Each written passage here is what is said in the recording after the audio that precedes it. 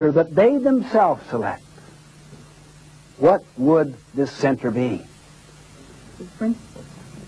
Why do you say principles? Okay, they don't change.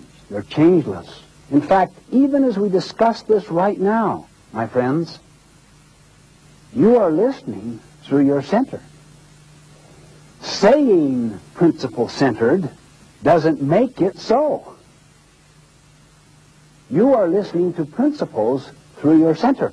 The key is not just a principle. It's a balanced set of principles that deals with the totality of our nature.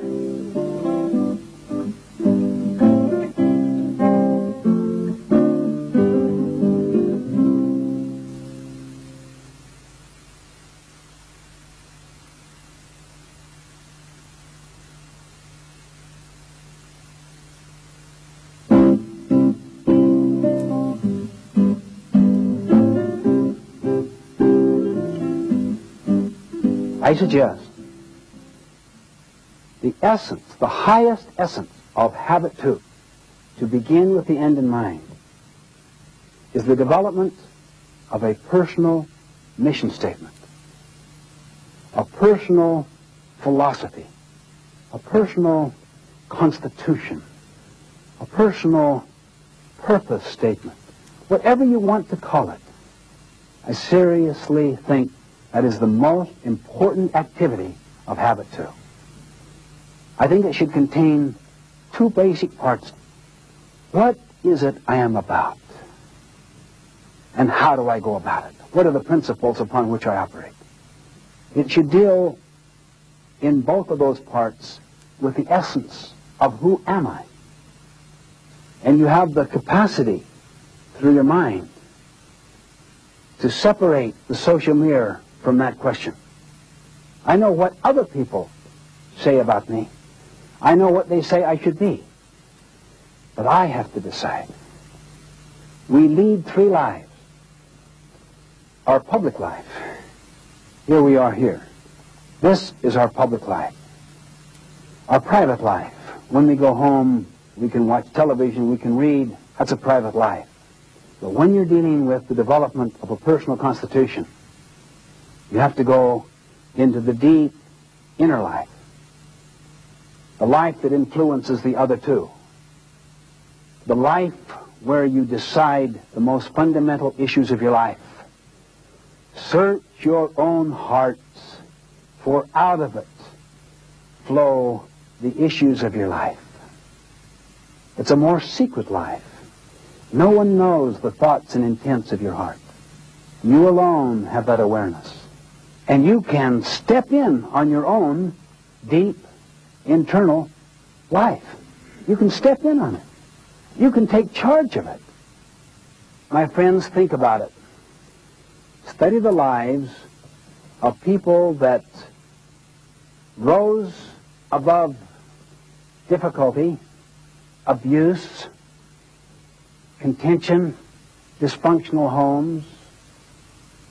Study the lives of great figures in history who have really made a difference, and you'll almost always find they did profound work on the inner life. The private life is not the inner life. I could live a very private, independent life and enjoy it. It could be relaxing to me. It could be pleasurable. It could be my own life, my own choices. That is not the deep inner life at all. The deep inner life requires going inside and looking at your private and your public life, at both of them. It goes inside to look at your own motive structure. Many people, unless they are in pain because of something they care about that is not being fulfilled, will never even go into their deep inner life. In a sense, they're being lived. They're not living. And Gandhi, at one time he said, a person cannot do right in one department of life while pretending to do wrong in another department. Life is one indivisible whole. Listen to his statement. A person cannot do right in one department of life. For instance, the public life, to have the right appearance, see. What's the tempting to do wrong in the private life? Or say the deep inner life? Why? Life is one indivisible whole, and people feel it. The vibes are sent out. So, my friends, I suggest work on two things, vision and principles. And this will be profound, deep work. Get perspective. Take time. Be patient. Give yourself several months, at least weeks. You've got to pay a price. Why? Because there's so much scarring. There's so much history, social and psychic history, already in you. You probably will discover pockets in your life that you don't want to look at. Closets, motives that really are not of the highest order from your own standard.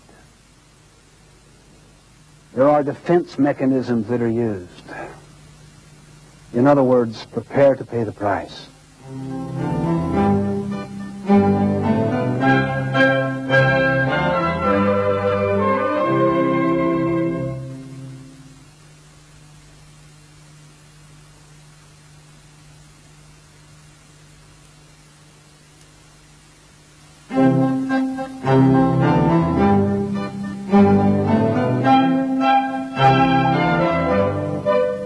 I find to get into nature is extremely helpful.